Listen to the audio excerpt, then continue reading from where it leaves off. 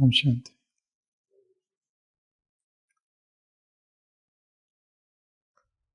किसी गांव में अकाल पड़ा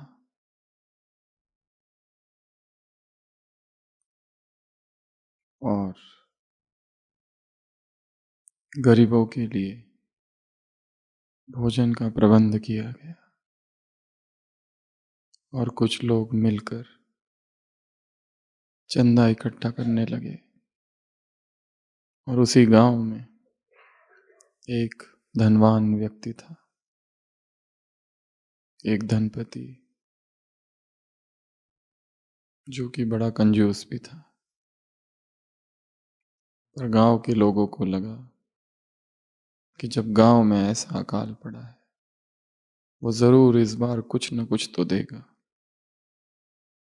वो सारे लोग उसके घर पहुंचे और उसको बताया कि ऐसा ऐसा हो रहा है, भोजन का प्रबंध किया गया है, आप भी कुछ दान पुण्य करें। उस धनवान व्यक्ति ने तुरंत दान की महिमा चालू की। उसने कहा कि दान ही एकमात्र मार्ग है, दान ही धर्म का मूल है, दान ही सीढ़ी है और हर एक को दान करना ही चाहिए। जब ये शब्द सुने तो उन गांव वालों को बड़ा सहारा महसूस हुआ कि इस बार जरूर कुछ मिलेगा। और फिर वो धनवान व्यक्ति कहने लगा, अब चलते हैं। उन लोगों ने पूछा, कहाँ? उस व्यक्ति ने कहा, दूसरों के घर दान मांगने के लिए। जब आप इतना बड़ा महान कार्य कर रहे हो तो मैं क्यों पीछे रहूं? मैं भी जाऊंगा और लोगों को समझाऊंगा दान की महिमा और दान देने से क्या क्या फायदे होते हैं। संसार में प्राय ये देखा गया है, जो दान की महिमा करते हैं वो दान कम देते हैं, जो दान के महत्व को सुनाते हैं वो कम महादानी बनते हैं। और वास्तव में हम क्या दे रहे हैं? कुछ भी तो नहीं। हमारे पास अपना है क्या जो हम किसी को दे? और वास्तव में हम जिसे दे भी तो हमें स्वयं अनुग्रहित होना चाहिए कि हमें देने का मौका दिया गया। विदेश में संत था, संत फ्रांसिस। वो पेड़ों से बात करता था, पेड़ों को अपना भाई कहता था, प्रकृति से बात करता था, चिड़ियों को अपनी बहन कहता था। ओ sister bird, brother donkey.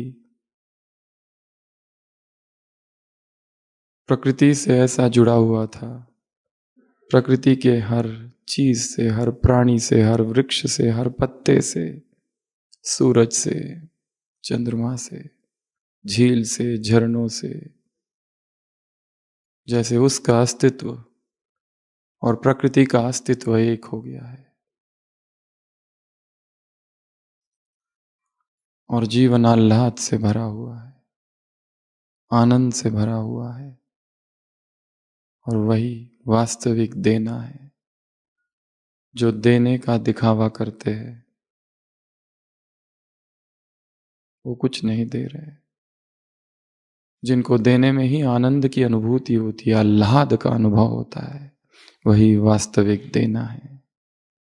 Gita में 3 प्रकार के दानों की चर्चा है। तामसिक, जिसको हम देते तो है परंतु वो दूसरे को दुख पहुंचाता है। राजसिक, जिसमें लोकेशना है, जिसमें दिखावा है, आडंबर है, नाम की कामना है। सेवा तो कर रहे हैं पर उस सेवा के पीछे सूक्ष्म नाम की कामना है, वो राजसिक। और सात्विक वो जो निस्वार्थ भाव से दिया जाए। जो कि गुप्त है, जो प्रकट नहीं होना चाहता, वो गुप्त ही रहना चाहता है, वो सात्विक। बाइबल में उल्लेख आता है, जीसस क्राइस्ट कहता है अपने शिष्यों से, वहां पर भी एक कहानी सुनाता है कि एक साहूकार है, उसके पास बहुत पैसा है, उसे खेत में कुछ काम करवाना है, वो मजदूरों को बुलाता है, सुबह सुबह मजदूर आते हैं, काम करना चालू करते हैं, पर खेत बहुत बड़ा है और मजदूर और चाहिए। दोपहर में कुछ मजदूर आते हैं, वो काम करना चालू करते हैं, परंतु काम अभी और बाकी है। शाम को कुछ मजदूर आते हैं, वो काम करना चालू करते हैं। सुबह से जो मजदूर काम कर रहे, भूखे प्यासे काम कर रहे, दोपहर वाले भी काम कर रहे, शाम वाले भी काम कर रहे, शाम के तो अभी अभी आए हैं, और रात जब होती है तो सबको वो इनाम देता है, पारितोषिक देता है। पर आश्चर्य, वो सबको समान पैसे दे रहा है। जितने सुबह वालों को दिए उतने ही दोपहर वालों को भी, और जितने दोपहर वालों को दिए उतने ही शाम वालों को भी। शाम वाले तो अभी अभी आए, उन्होंने कुछ थोड़ा ही काम किया है। दोपहर वाले दोपहर से लगे और सुबह वाले तो सुबह से। और जब दोपहर वाले और सुबह वाले देखते हैं कि शाम वालों को भी उतना ही मिला, और सुबह वाले देखते हैं कि दोपहर वालों को भी उतना ही मिला, बड़े क्रोधित होते हैं। वो कहते हैं ये क्या है, ये तो अन्याय है। और वो साहूकार कहता है पैसा है किसका? मेरा। मैं चाहूं जो करूं, I give out of abundance. इतना भरपूर है मुझ मेरे पास कि मैं उस भरपूरता की वजह से दे रहा हूं। क्या तुम्हें कुछ कम मिला जितना तुम चाहते थे? सुबह वाले कहते थे नहीं, ज्यादा ही मिला। फिर तुम क्यों दुखी हो रहे हो? I give out of abundance. प्रचुरता है, भरपूरता है, इसलिए दे रहा हूं। हम सब कौन है? दाता। और दाता अर्थात समर्थात्माएं, स्विच ऑन। जो समर्थ है, जो शक्तिशाली है, वही दे सकते हैं। जो भरपूर है वही दे सकते हैं। जिनके पास है केवल वही दे सकते हैं। नए वर्ष की मुरली है। 93 पूरा हुआ, 94 चालू हो रहा है। जब भी अव्यक्तवाणी पढ़ो तो एक सूक्ष्म काम करना है। उस समय मैं कहां था जब ये वाणी चल रही थी? ऑफ कोर्स जिनका जन्म हुआ था वही, या फिर किसी और जन्म में भी होंगे।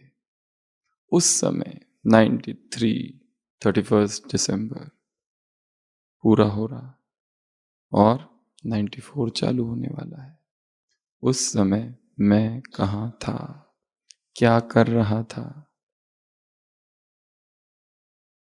संसार के एक छोटे से गांव में, भारत के एक छोटे से गांव में, आबू पर्वतों पर तब भगवान आया हुआ था। और तब उसकी ये दिव्य वाणी चल रही थी। तब मैं कहाँ सोया पड़ा था। हमेशा अव्यक्त वाणी की तारीख देखकर अपने जीवन की तारीख को याद करना कि उस समय व्हाट आई वॉज डूइंग, और ये भाव लाना कि कितना देर हो गया, कितनी देरी हो गई। कितने भाग्यशाली है वो जो उस समय भगवान के सामने बैठे होंगे। वो छोटा सा समूह जिन पर भगवान की दृष्टि पड़ रही होगी। हम कहाँ खोए थे संसार में, संसार के भोग विलास में, संसारिकता में।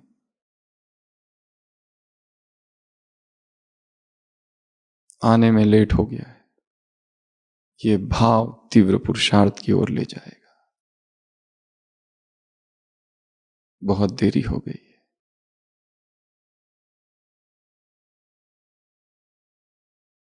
तो आज सुबह की अव्यक्त वाणी क्या कहा बाबा ने?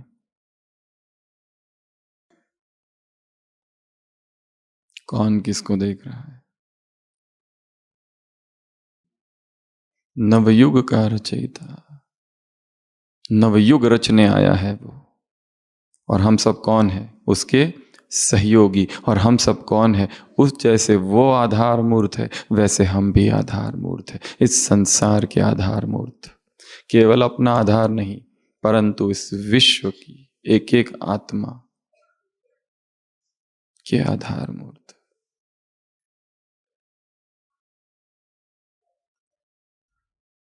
बेहद का संगम युग है ये, हमारा नया जन्म है ये। इस ब्राह्मण जीवन में, नए जन्म में हर एक ने अनुभव किया है। किस बात का? नवीनता का। कौन कौन सी बातों में नवीनता? क्या क्या नया है हमारा? क्या नया नया है? नया जीवन, नया संसार, नया संसार, नई रीत, नई प्रीत, नई दृष्टि, नई वृत्ति, नई स्मृति, नई दिनचर्या, नए संस्कार। और क्या? नया चार्ट, नया चार्ट। और क्या नया? सब कुछ नया। इस नवीनता का अनुभव हो, ये नया जीवन है। पुराना छूट गया, पुराना अब इसमें नहीं आना चाहिए, कुछ भी नहीं। न्यू लाइफ, न्यू बर्थ, नई रीत है, नई प्रीत है, नई दिनचर्या है, सब कुछ नया है। नई दृष्टि, नई वृत्ति, नई स्मृति।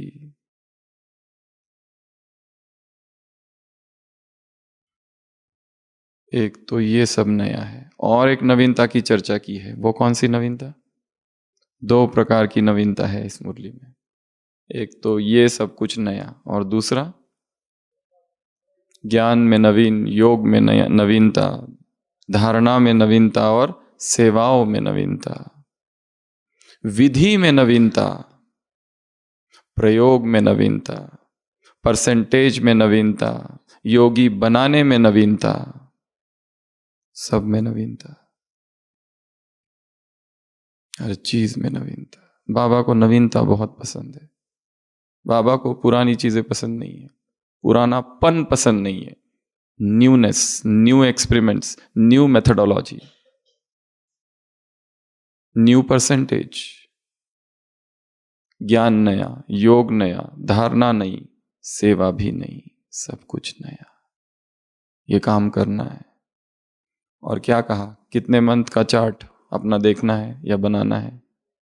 3 मास। मार्च चालू हो रहा है, मार्च, अप्रैल, मई, 3 मास का चार्ट बनाना है। इन 3 मास में अपने अंदर वो नवीनता लानी है जो पिछले 3 साल या 30 सालों में नहीं आई। ऐसा काम करना है, एक नया काम। तो बाबा ने हमें सबको क्या कहा? हम कौन है? हम कौन है? आधार मूर्त। आधार अर्थात अगर आधार को हटा लिया जाए तो संसार गिर जाएगा। इतना बड़ा काम। प्रतिपल सजग, प्रतिपल तटस्थ, एक एक पल, एक एक मोमेंट, एक एक लम्हा सजगता का हो, जागरण का हो। बेहोश हुए मिडगेट पुरुषार्थी नहीं बनना है।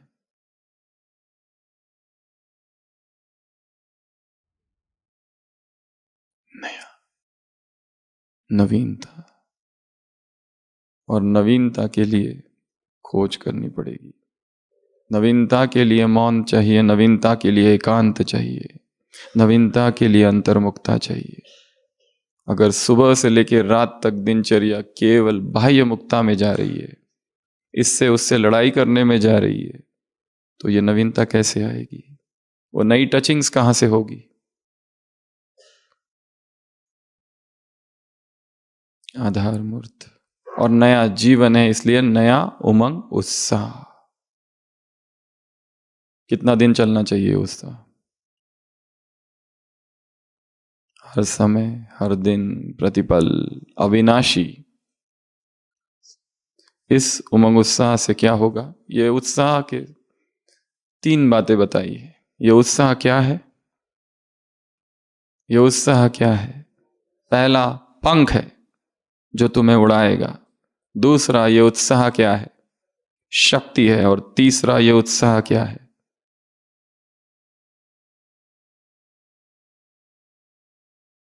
रस। क्या है? रस। इस रस के सामने सारे रस फीके हैं, बेरस है, निरस है। तुम इस रस में जीते हो, इस रस को पीते हो, उत्साह का आहार करते हो। तो ये उमंग पंख है जो तुम्हें उड़ाएगा। जो उमंग उत्साह उत्सव है, हर दिन का है। संसार के लोग एक दिन के लिए मना रहे, उनके लिए एंड हो रहा है ओल्ड ईयर, न्यू ईयर चालू हो रहा है। हमारे लिए तो हर दिन नया है। हर रात नहीं है, हर दिन नया है। तो इस उमंग उत्साह से 5 काम हो जाते हैं। कौन कौन से? अगर ये हो तो, अगर ये नहीं है तो ये 5 काम नहीं होंगे। कौन से 5 बातें? आज की अव्यक्त वाणी। सबसे पहले चेहरे पे, दिल में क्या आ जाएगी? खुशी। अगर उत्साह है तो दिल में खुशी होगी। अभी अभी 8 बजे हॉस्पिटल में एक पेशेंट आया, यंग, 30 इयर्स, खुद को टंगा लिया, हैंग कर लिया। फिर गवर्नमेंट में लेके गए, फिर यहां लेके आए। जस्ट अभी अभी थोड़ी देर पहले उसको वेंटिलेटर पर डाला। सीरियस है, क्योंकि शादी हो गई है, बच्चे भी है। क्या कारण है पता नहीं, पर हम सोच रहे थे उसको देखकर आईसीयू में अभी, कि जीवन में क्या हुआ हो गया होगा इसके, जो इतना उत्साह, इतना नीरस हो गया जीवन, इतना हतोत्साहित हो गया कि उसे लगा अब जीवन का अंत ही कर देना चाहिए। उसके गले में निशान है। पत्नी को और बच्चों को बाहर जाने को कहा, दरवाजा बंद कर लिया, हैंग कर लिया। और 10 मिनट में फिर वो लोग आए, उसको उतारा, वहां से वहां, वहां से एम्बुलेंस, एम्बुलेंस से हॉस्पिटल। अभी तो बेहोश है और बहुत सीरियस है। आईसीयू के बाहर इतने सारे रिश्तेदार।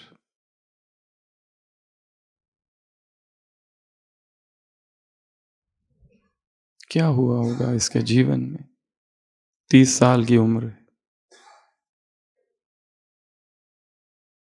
कैसी उदासी छा गई होगी जो उसने ये अंतिम स्टेप ले ली।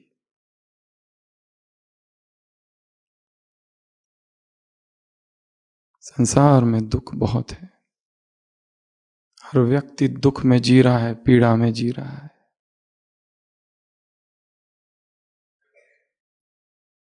उत्साह नाम की कोई चीज, वस्तु नहीं है। कोई चीज करने को दिल नहीं है। ऊपर से दिखा रहे हंसते हुए चेहरे, fair faces and false hearts, अंदर से दुख है। घर घर में पीड़ा है, दर्द है, बेबसी है। और भगवान देखो हमसे क्या कह रहा है, तुम्हारा उत्साह सदा है। एक पल भी उत्साह के बगैर नहीं तुम हो। यही उत्सव है जीवन का।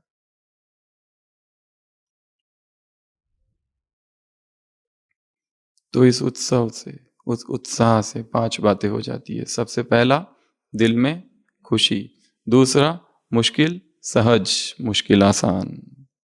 तीसरा, तूफान तोहफा। चौथा, पहाड़ राई और रुई। और 5वां, पांचवा, परीक्षा, समस्याएं, क्या अनुभव होगी? मनोरंजन। ऐसा कौन व्यक्ति है जिसके जीवन में समस्याएं नहीं है? हर एक के जीवन में समस्या है, परंतु हम उन समस्याओं को किस रूप से देख रहे, किस रीति से देख रहे हैं। समस्या सबके पास है, पर किसी के लिए वो मनोरंजन है, किसी के लिए वो खेल है, और किसी के लिए सब कुछ पहाड़ है, तूफान जैसा है, उदासी में फेंक दिया है व्यक्ति को।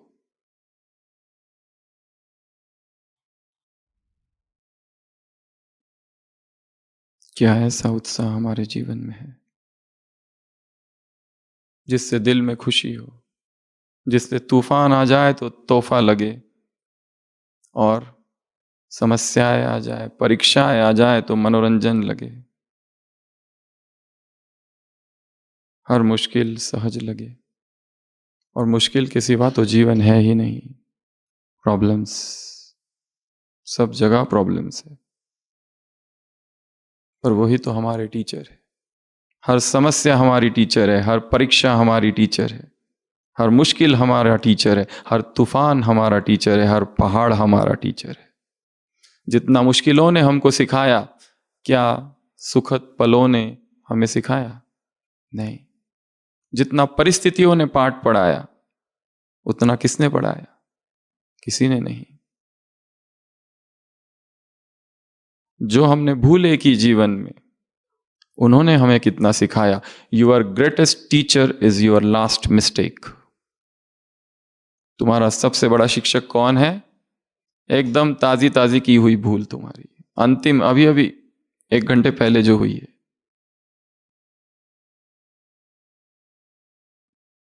तो जहां उमंग उत्साह है, वहां ये सब चीजें हो जाएगी। और इसी मुरली में बाबा ने कहा, अमृत वेला, इस उत्साह को क्या करो, रिवाइज करो। ये स्लोगन है, इसको इमर्ज करो। उत्साह में रहो, उत्सव में उड़ो, और दूसरों को भी उड़ाओ। इसको सारे दिन भर चेक करते रहना, ऐसा नहीं कि सीधा रात में चेक करना और दिन में भूल जाए। बस ये एक ही कला हो, और बस ये एक ही रास्ता हो, और किसी रास्ते पर नहीं चले जाना, और किसी कला का आलंबन नहीं लेना। ये एक ही कला, उड़ती कला, उत्सव की कला। सदा आनंद में रहना, सदा एंथुजियाज्म में रहना। Enthusiasm works. और ये कितना कठिन काम है अगर एक रीति से देखा जाए तो। निरंतर उत्साह रहे, कभी दुख हो ही ना, कभी पीड़ा का अनुभव ही ना हो, निरंतर खुशी। ये तभी रह सकती है जब हम इस तीव्र पुरुषार्थ के मार्ग में सतत आगे बढ़ते रहेंगे। जरा सा भी कुसंग भटक गए, जरा सा भी परचिंतन, व्यर्थ चिंतन भटक गए, जरा सा भी रूहानियत से डाउन हुए कि भटक गए। स्लोगन क्या है आज का? कौन है ज्ञानी तू आत्मा? जिसने रूहानियत का व्रत लिया है। जरा सा भी शरीर को अस्वच्छ किया, भटक गए। ये शरीर क्या है? वरदान क्या है आज का? इस आत्मा का मंदिर है, तुम ट्रस्टी हो, इसे स्वच्छ रखो। इस शरीर को यदि भोग विलास में डुबोया तो मार्ग से भटक जाओगे। ये वैराग का मार्ग है, तप का मार्ग है। हम तपस्वी बनने आए हैं, ना कि भोगी, ना कि रोगी, ना कि विलासी। सतत, सतत और सतत स्थिरता, सतत सतर्कता।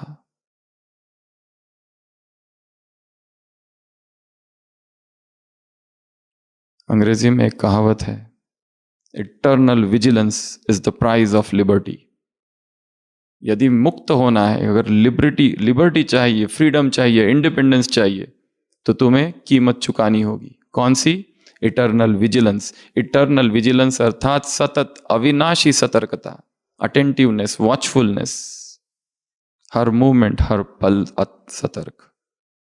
Eternal vigilance is the price of liberty. उमंग उत्साह। और इस मुरली में बाबा ने और एक चीज कही है, उमंग उत्साह चाहिए, कौन सा? कौन बताएगा इसका उत्तर? उमंग उत्साह तो चाहिए, परंतु कौन सा उमंग उत्साह? अविनाशी तो है ही, और कौन सा? नहीं, नहीं। कौन सा उमंग उत्साह चाहिए? सदा उमंग उत्साह, अविनाशी उमंग उत्साह, कौन सा उमंग उत्साह चाहिए? विशेषण नहीं जोड़ो, कौन सा? उत्तर होना चाहिए बड़ा उत्तर, विशेषण नहीं जोड़ना उसके पीछे, अविनाशी, बड़ा, सदा।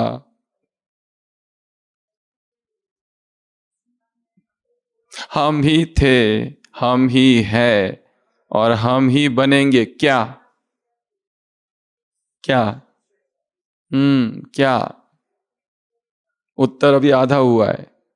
हम ही थे, हम ही है, और हम ही बनेंगे, पर क्या?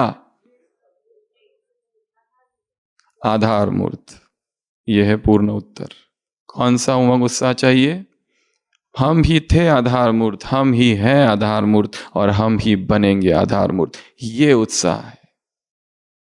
और इसके लिए क्या करना पड़ेगा? एक ताज पहनना पड़ेगा।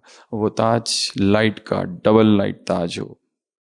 हमारी वृत्ति से विश्व का वायुमंडल बदलना है। हमारी दृष्टि से क्या करना है? प्रकृति और आत्माओं को पावन बनाना है। अब इस आंखों से इतने बड़े काम करने हैं, तो इन आंखों का क्या करना पड़ेगा? साफ सफाई अच्छी रखनी पड़ेगी आंखों की। अगर ये आंखें दूसरों के अवगुण देखने में व्यस्त है तो विश्व को पावन कैसे करेगी? ये आंखें अगर निगेटिविटी देखने में व्यस्त है तो विश्व को पावन कैसे करेगी? प्रकृति को पावन कैसे करेगी? अगर ये आंखें भोग विलास में डूबी हुई है, अगर ये आंखें देह पर टिकी है, अगर ये आंखें वो देख रही है जिसे देखने की इसे आज्ञा नहीं है, तो ये विश्व को और प्रकृति को पवित्र कैसे बनाएगी? किसी मुरली में बाबा ने कहा है, अमृत वेले बाबा से दृष्टि लो और विश्व को दृष्टि दो। ये आंखों का काम है। इतना बड़ा काम इन आंखों को करना है, इन आंखों से करना है।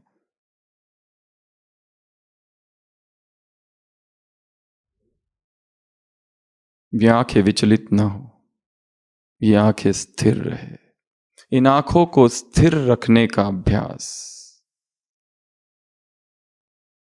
योग में नवीनता है। संसार में लोग त्राटक का प्रयोग करते हैं। त्राटक योग, ग्रुप में बैठते ऐसे गोल, बीच में एक दिया या अगरबत्ती, और उसको देखते रहते हैं और कहते हैं उससे कई सिद्धियां प्राप्त हो जाती है। परंतु सिद्धियों का और अध्यात्म का कोई संबंध नहीं है। सिद्धियां प्राप्त होना ये तो मन की एकाग्रता का परिणाम है। जैसे ही मन एकाग्र हो जाता है, ढेर सारी सिद्धियां अपने आप आने लगती है। रादर योग के मार्ग में सिद्धियों को बाधा कहा गया है। आप कोई भी सिद्धि प्राप्त कर सकते हो, ऐसी कोई सिद्धि नहीं है। क्लायर ऑडियंस, क्लायरवॉयंस, यहां बैठे हुए उधर क्या हो रहा है वो देख सकते हैं, दूसरों के मन में क्या विचार है वो जान सकते हो, भाव क्या है वो समझ सकते हो, सुन सकते हो। क्लायर ऑडियंस, क्लायरवॉयंस। पर ये सारी सिद्धियां है, सुपर ह्यूमन एबिलिटीज, इनका संबंध मन की एकाग्रता के साथ है, अध्यात्म से कोई संबंध नहीं। तो ये तो संसार में भी लोग करते हैं, इसमें कोई बड़ी बात नहीं।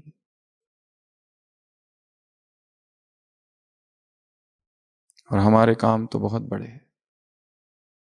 अपने कर्म से क्या करो? एक तो वृत्ति से वायुमंडल बदलो, दृष्टि से आत्मा और प्रकृति को बदलो, और कर्मों से श्रेष्ठाचारी दुनिया बनाओ। दृष्टि, वृत्ति और कृति, ये तीन काम दिए हैं। किनके? जो आधार मूर्त आत्मा है उनके। इतने बड़े बड़े काम हैं और हम कहाँ लगे हुए हैं? तू मैं, ये तेरा ये मेरा।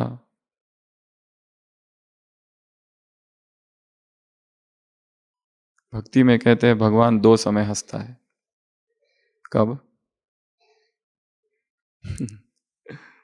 जब एक भाई दूसरे भाई से कहता है ये भूमि तेरी, ये भूमि मेरी, भगवान कहते हैं सब है भूमि गोपाल की। एक ये, और दूसरा जब एक डॉक्टर पेशेंट के रिश्तेदारों से कहता है आप चिंता मत करो मैं उसे बचा दूंगा, भगवान कहता है मैं उसे मारने वाला हूं और तुम कहते हो कि मैं बचा दूंगा। भगवान को हंसी आती है।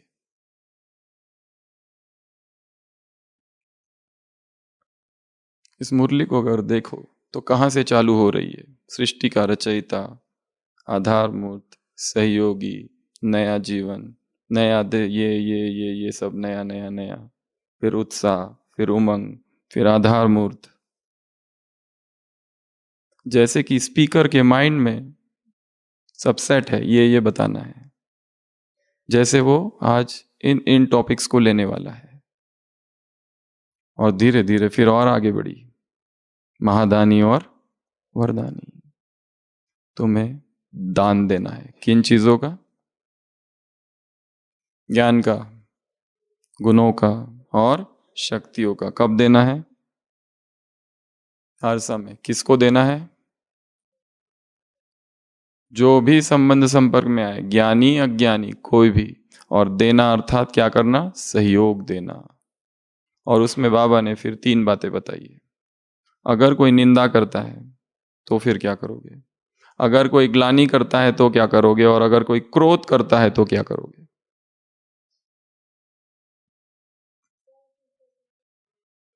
सहनशीलता की शक्ति का तीर लगाओ। कब? मूल्यवान वस्तु कब कही जाएंगी? जब उसका मूल्य उस समय काम में आए। उस समय इस यज्ञ की सबसे पहली अव्यक्तवाणी 21 जनवरी 1969, समय पर ज्ञान याद आ जाना ही तीव्र पुरुषार्थ है। तीव्र पुरुषार्थ की परिभाषा क्या है? समय पर, टाइम पर याद आ जाए, ये करना है, बाद में नहीं, टाइम पर। तो यहां बाबा ने दान के विषय में कहा है, देते रहो। अगर कोई क्रोध, अगर कोई निंदा करे तो क्या करो? शुभ भावना और शुभकामनाएं। अगर कोई ग्लानि करे तो क्या करो? शुभ भावनाएं, शुभकामनाएं। ये देखा गया है कि हमारी शुभ भावना और शुभकामनाएं कम हो जाती है, स्टॉक की कमी है। जो हमारी स्तुति करता है, जो हमारी महिमा करता है, जो हमारे लिए अच्छा सोचता है, उसके लिए हमारे पास बहुत शुभकामनाएं हैं। जितनी उसकी हमारे लिए नहीं है, उससे ज्यादा हमारी उसके लिए। पर जो हमारी थोड़ी सी भी निंदा करता है, थोड़ी सी, ज्यादा नहीं, थोड़ी सी, उसके प्रति कैसे भाव उमड़ते हैं मन में? निगेटिविटी। ये पहले से वैसा ही है, मुझे पहले ही पता था। निगेटिविटी की प्रवेशता बहुत तीव्र गति से होती है, पॉजिटिविटी धारण करने के लिए बहुत टाइम लगता है।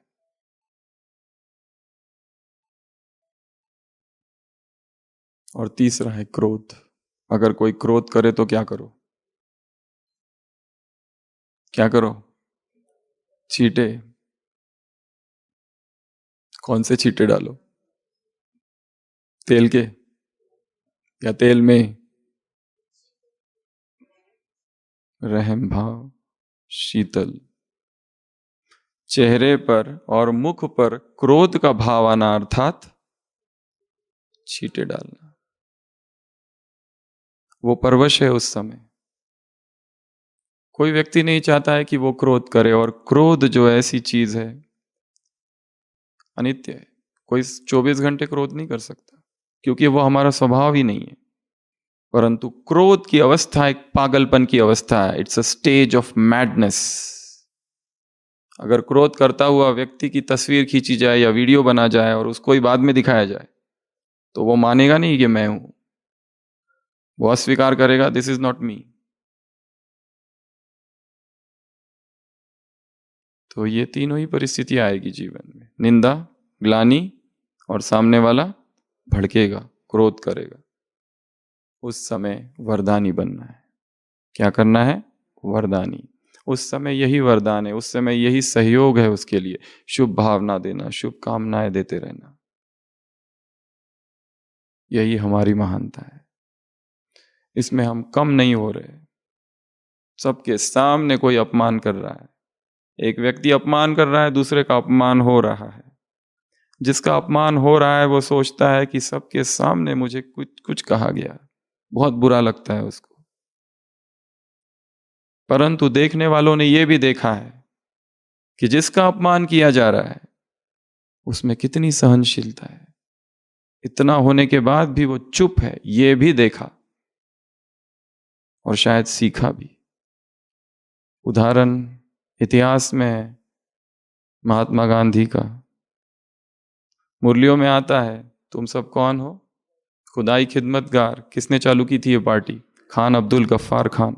वो सभा में बैठा था और सभा का एक आदमी खड़ा होता है और महात्मा गांधी को बहुत गालियां देने लगता है। तुम कायर हो, तुम डरते हो, तुमको कुछ नहीं आता, तुम भटका रहे हो, वगैरह वगैरह। और महात्मा गांधी बस चुप है स्टेज पर। इस व्यक्ति ने यह भी देखा कि इस व्यक्ति ने इतनी गालियां दी परंतु सामने वाला चुप है। तभी उसको लगा कि जरूर इस व्यक्ति में कुछ तो है, कोई तो शक्ति है, और तभी से वो उनका फॉलोअर बना।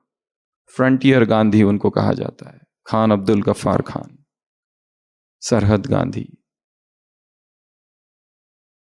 ये एक दान था।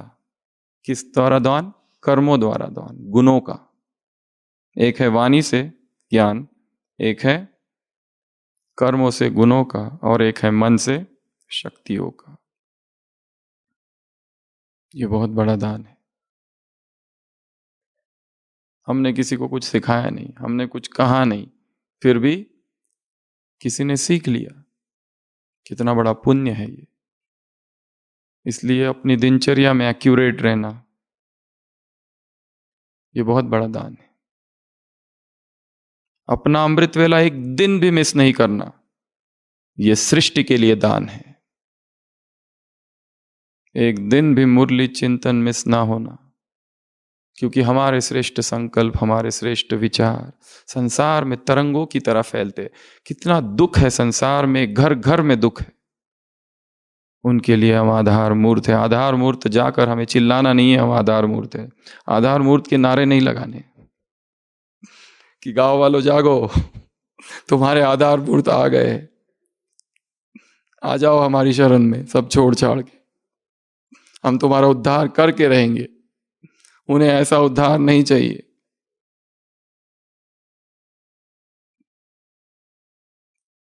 उन्हें कंधा चाहिए, उन्हें तुम्हारा ज्ञान नहीं सुनना है। किसी के घर में डेथ हो गई है, वो क्या ज्ञान सुनना चाहते हैं? और हम अगर जाके सुने आए उनको, आत्मा अविनाशी है। आत्मा समझ के उस बाप को याद करो। ये देह अनित्य है, तो क्या होगा?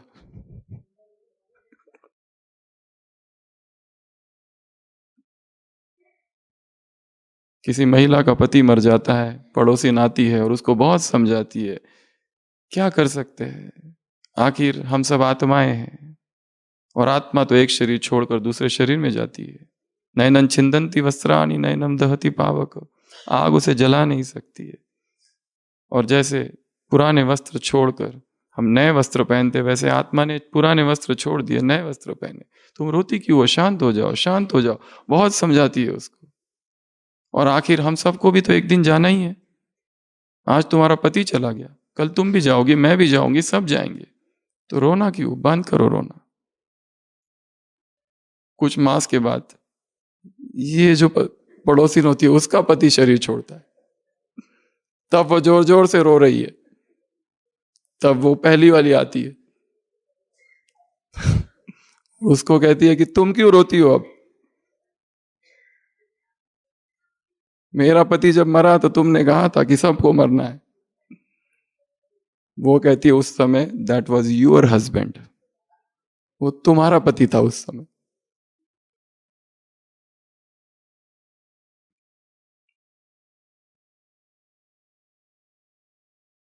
जिसको चोट लगी है वही दर्द को जानता है, दूसरा नहीं। He that is hurt knows the pain. बाकियों को नहीं पता चलता है दर्द का, कितनी पीड़ा होती है, कितना दुख होता है। उस पीड़ा को महसूस करना, to rise to that universal consciousness, ये आधार मूर्त बनना है। सब मेरे है, सब हमारे है, सब अपने हैं, और मुझे देना है। देना अर्थात सहयोग देना है, ज्ञान देना। देना अर्थात केवल ज्ञान देना नहीं, सहयोग। एक भिखारी भीख मांग रहा है, कितने लोग आते हैं, कोई दिखावे के लिए दान करता है, कोई कुछ कोई कुछ, और अचानक एक छोटा सा बच्चा आता है, वो कहता है मेरे पास आपके लिए देने के लिए कुछ नहीं, और उसका हाथ पकड़ता है, और उस भिखारी को इतनी खुशी होती है, वो कहता है मुझे कुछ नहीं चाहिए, तुमने जो किया आज तक किसी और ने नहीं किया था। यही सबसे बड़ा दान है।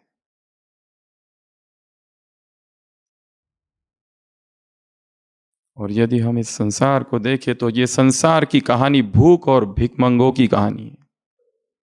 चारों तरफ भूख है और चारों तरफ भीख है, सब भीख मांग रहे हैं। देना कोई नहीं चाहता, सब लोग लेना चाहते हैं। प्रेम कोई देना नहीं चाहता, सब लोग मांग रहे, तुम मुझे प्रेम करो। सब लोग मांग रहे।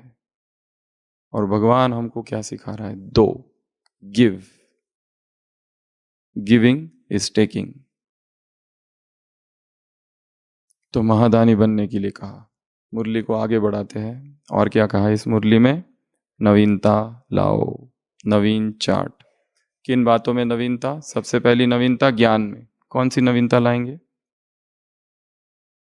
मुरली सबने सुनी है और पढ़ी भी है, इसलिए बताओ कौन सी नवीनता लाएंगे ज्ञान में?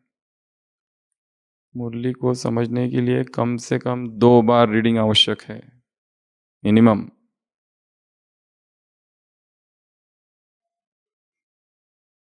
समझ और ज्ञान और समझदार बनना।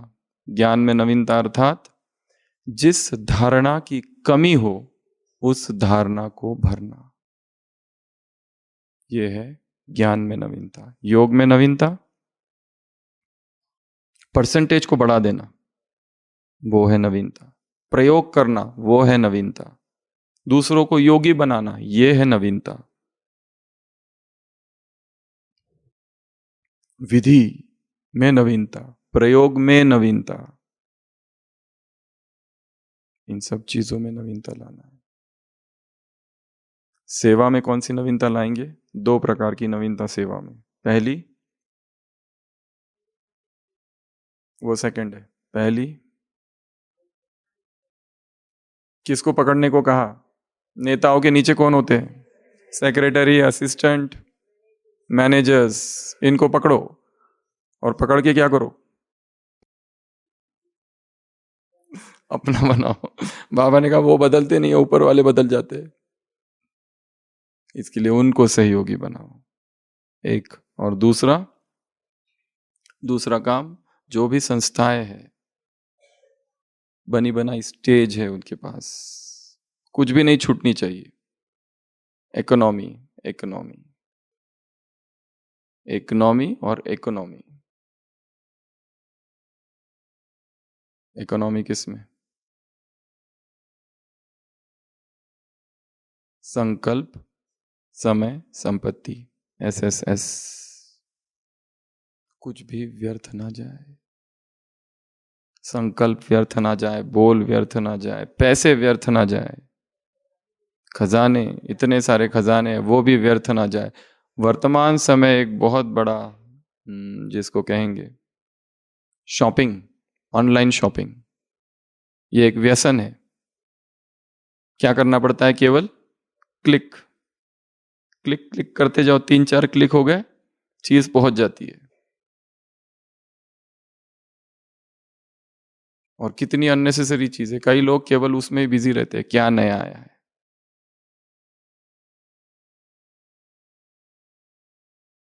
अमेजॉन, फ्लिपकार्ट में सब मिल सकता है, सत्य छोड़कर। अनुभूति छोड़कर, वो भी एक व्यसन है। एक तो है ऑनलाइन शॉपिंग और दूसरा है ऑनलाइन न्यूज। इसने क्या किया, उसने क्या किया, यहाँ क्या हो रहा है, वहां क्या हो रहा है, ये दोनों ही भटकाते हैं। Online shopping, online news. तो इकोनॉमी करो। तो ये थी बात न्यूनेस की। धारणा में क्या न्यूनेस लाएंगे, इसकी चर्चा नहीं है मुरली में। धारणा में क्या न्यूनेस लाएंगे? इस जीवन की सबसे बड़ी धारणा कौन सी है? प्यूरिटी। और प्यूरिटी का भी आधार क्या है? ब्रह्मचर्य। न्यूनेस इन ब्रह्मचर्य।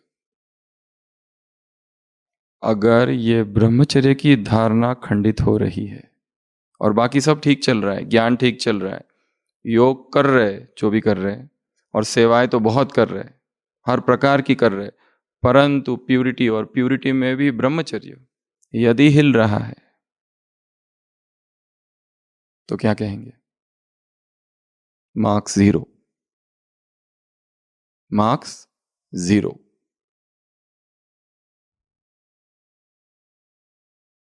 और ये सबसे बड़ी धारणा है। इसमें नवीनता। ये कहाँ खंडित हो रही है, क्यों खंडित हो रही है, कब खंडित हो रही है, किस स्थान में खंडित हो रही है, किस व्यक्ति के वजह से खंडित हो रही है, किस समय खंडित हो रही है, किन परिस्थितियों में खंडित हो रही है, किसको देखने से खंडित हो रही है, किसको सुनने से खंडित हो रही है, किसको स्पर्श करने से खंडित हो रही है, किसके संग में रहने से खंडित हो रही है, किसके विचार आने से खंडित हो रही है, किसके स्वप्नों से खंडित हो रही है, कौन सी इच्छाओं से खंडित हो रही है। ब्रह्मचर्य की धारणा।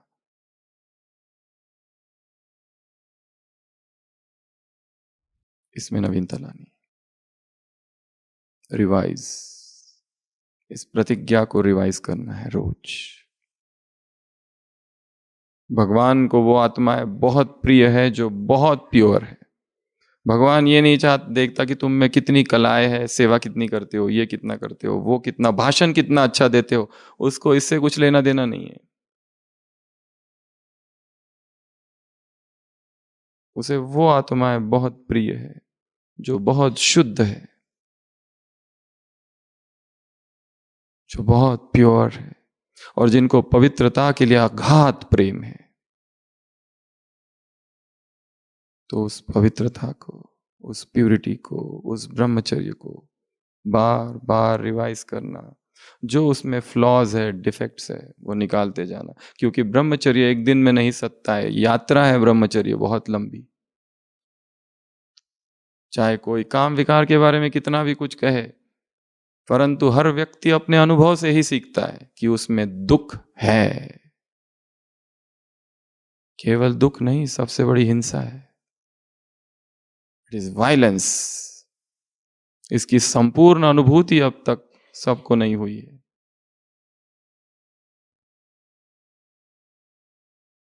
यह भी कितना आश्चर्य है, घर में माता पिता को बच्चे बचपन से झगड़ते हुए देखते, फिर भी बड़े होने के बाद शादी करने का विचार अब भी रहता है।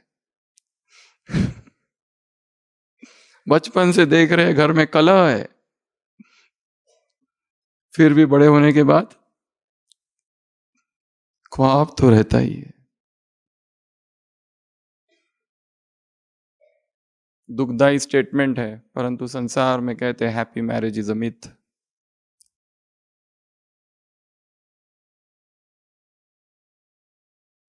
तो ये सारी बातें आज की मुरली में है। तो क्या क्या होमवर्क लेंगे आज की मुरली से? पहला, उत्साह को खोने नहीं देना है। Find out leakages, loop holes, कहां उत्साह की कमी हो रही है, क्यों कमी हो रही है, क्यों किसी व्यक्ति में इतना उत्साह होता है और किसी में बिल्कुल नहीं। इंटरेस्ट किसी को बहुत ज्यादा है, बिल्कुल इंटरेस्ट नहीं है किसी को। इस मुरली में और एक चीज कही है, अगर नवीनता होगी तो तीव्र पुरुषार्थ में समीपता होगी। ये बहुत अच्छा वाक्य लगा मुझे। अगर नवीनता होगी तो तीव्र पुरुषार्थ में समीपता होगी। और वरदानों के लिए भी एक बात कहा, जो तुम्हारी जड़ मूर्तियां है वो संस्कार अब भरने हैं, देने के, वरदान देने के या दान देने के। ये दो बहुत स्ट्रांग वाक्य है इस मुरली में। तो पहला होमवर्क एंथुजियाज्म, दूसरा होमवर्क देना, देना, देते रहो, कुछ ना कुछ देते रहो, और तीसरा नवीनता, कुछ ना कुछ नवीन करना है। कल का अमृत वेला एकदम नया हो, कल का उठने का टाइम भी एकदम नया हो, कल उठते ही जो पहला संकल्प हो सबसे नया हो। संकल्प ही करो कि मुझे कल बाबा के सामने ये प्रतिज्ञा करनी है,